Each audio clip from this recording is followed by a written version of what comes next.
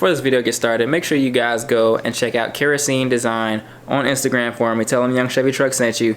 Kerosene Design on Instagram. He's the one who actually hooked us up with the really dope Young Chevy Truck logo sitting at the bottom of the screen of every single video now. So big shout out to him for helping us out. Also, while you're there, might as well go ahead and follow me on Instagram at Young Chevy Truck, YOUNGCHEVYTRUCK on Instagram. So let's go ahead and get to the video. What's going on, YouTube? It's just your friendly neighborhood Young Chevy Truck back at it again with another video today. And you see the title, you see the thumbnail. Not one of them videos I wanted to make, but you know what I'm saying. Y'all gotta hear this.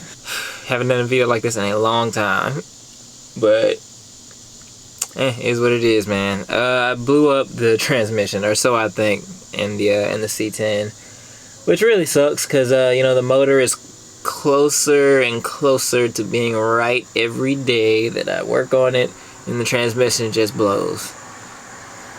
Or I think it is. The way I've been educated on it is when this happens, your TH400 is blown and it needs help and it needs a rebuild and it needs to be opened up. So let me give you guys the circumstances that makes me believe that. So basically, I was on the way home. It was already a long day as it is, and it's so funny because I was riding home and I was literally saying, at least I got my Chevy truck running. Why did I go and say something dumb like that? But I was riding home and it was doing fine. I only smelled something burning one time. Like, not like burning, but like a hot fluid kind of smell from it. That's probably not very accurate, but whatever. I only smelled something like that one time. And this transmission saw a lot of heat. That's another thing I want to add. It saw a lot of heat in its day. It was actually on the last setup that had a bad overheating problem. So, and the last setup that I had was killed because of overheating. So, and I heard that heat to a transmission can definitely kill it faster. So, yeah. So with heat from the last setup and the burnouts from this one, I don't think it liked it very much. So, what can you do, man? What can you do? The truck is down again, but I'm supposed to be explaining to you guys what happened. So basically, riding down the road, I'm fine. I'm in third gear, I'm cruising, and then all of a sudden it goes, and I already knew what was about to happen. So of course it came back for a quick second, and then the next time it said, and then that was it. And I tried to rev it to hopefully get it to come back. I thought it was gonna come back, but after that last go around, that was it. It slipped out of third and it wouldn't go back in. And so I already knew what was gonna happen. And the funny thing about it is that this truck always malfunctions when I'm close to home. It's never left me stranded completely, but it's always malfunctioned to the point where it drives like crap. It's never really left me stranded completely, which is crazy. That's why, like, most people don't realize how dependable these things are, these Gen 1 small blocks and these setups. They're rather dependable because it got me home. Got me home very slow, but yeah, after that one time, it slipped, and I already knew in my head, I'm gonna come to a complete stop. It's gonna lock itself in first gear, and then I'm gonna have to just limp it home. And that's exactly what happened. Pulled over, limped it home the last, 3 miles, I think, 3 or 4 miles back to the house. And the crazy thing about it is that I was far. I was very far away from home. I work far away from home. So the fact that it waited till it got here, it got like closer to my area to start acting stupid is crazy. It's like it always does this. The truck, I don't know how, but it somehow knows to get me home. It somehow knows to act stupid right when I get back to my neighborhood, which is so weird. I don't know how that's the case. I don't know why. I guess that's just, you know what I'm saying, the muscle gods up there looking down on us. But it always malfunctions when we get close to the house.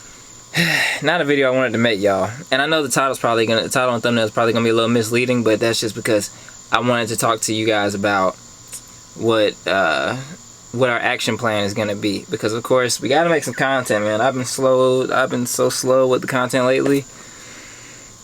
because I've been so busy with everything else. So I think, I don't want to promise anything, but I've been thinking about actually trying to open it up myself and take a look at it. So, I mean, hey, the transmission guys who opened up a TH400, I know you're watching. For the people who have opened up a TH400, is it really that complicated? Is it really that hard to figure out? Because I feel like the problem can't be that big. There are parts in this transmission that are good, and we just need to try to salvage what is and get rid of what ain't. So I was doing the math in my head, and it's gonna cost probably, if I got a shop to take this transmission out, rebuild it front to back, torque converter included, it's probably gonna be like $1,000 to $1,200, or at least that's what it was when I first got it rebuilt years ago. I think it was, wow, how many years was that? Might have been 2 or 3 years ago. I had this one rebuilt. It was the longest lasting one that I've had, so I guess I can't complain about that. But still, it didn't like being here, so it, you know. But from what I know, it was $1,200, and people are probably gonna be screaming in the comments, "That's too much," but whatever. I paid $1,200 for them to take it out, rebuild everything from front to back, and put a new torque converter on it and put it all back up together. And that was like the best deal, because I knew it was right. I knew that it was going to be right, and I really liked that. The fact that there was no question about how it was going to turn out. But like I said, when I do the math in my head though, $1,200, which is something that's going to take me a long time to save up to. It's going to take me a while to save up to that. Not too long, because you know what I'm saying, I do YouTube stuff now, so it helps just a little bit thrown up in there. But it would still take me a while to get to $1,200 of money that I don't need to spend elsewhere, if that makes sense. So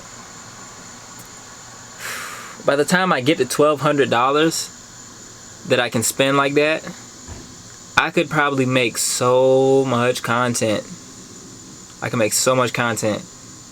Because, like, what is it, $300 for a rebuild kit?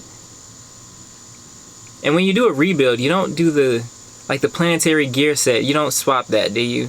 Or do you? I don't know how any of this works, but every time I see a rebuild kit, I never see like all of the pieces.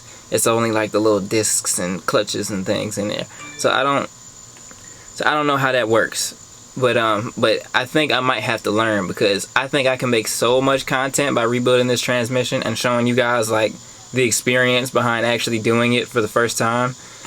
I think it's worth it, and I'm thinking about actually learning how to do it. I already got a book upstairs about the TH400 and how it works and all that, so I might have to do it for the sake of content, for the sake of learning, because you know, content has been dry lately.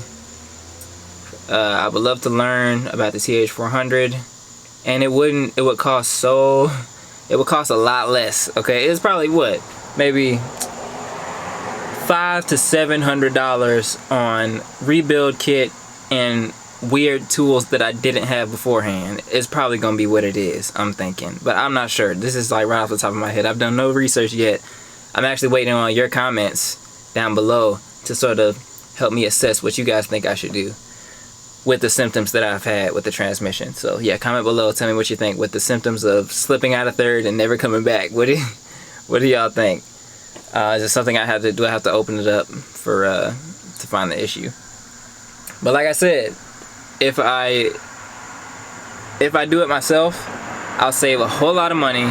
I'll make a whole lot of content. I'll reach a whole lot more people. I'll learn a whole lot more. Literally, if I do it myself, it's just like all the benefit. There's no drawbacks to it. No, I won't have the truck.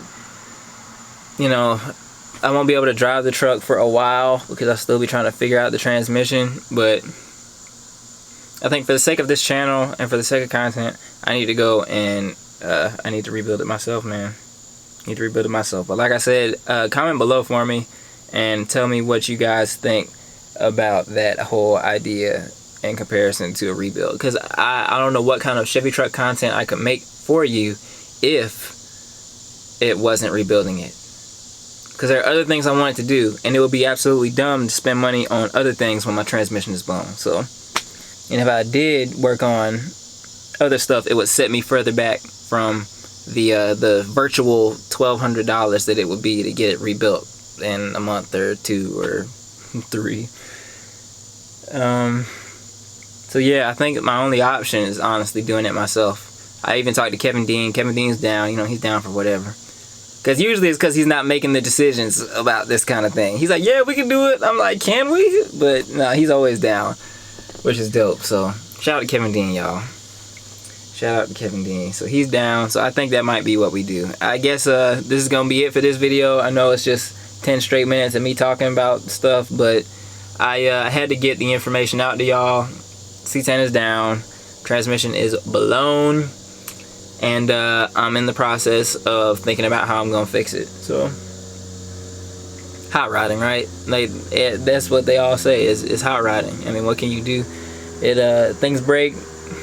What can you do? Fix your motor, boom, transmission gone. Fix the transmission, boom, motor gone. It's like, it's a never-ending cycle. But like I said, y'all, comment below. I really appreciate you guys watching. I'm not going to talk your ear off anymore. I'm going to go up and edit this footage and get it out to y'all. And I guess stay tuned for the future videos. We'll see what we can do about this whole situation. I really appreciate you guys watching. I will see you in the next one. And have a good one.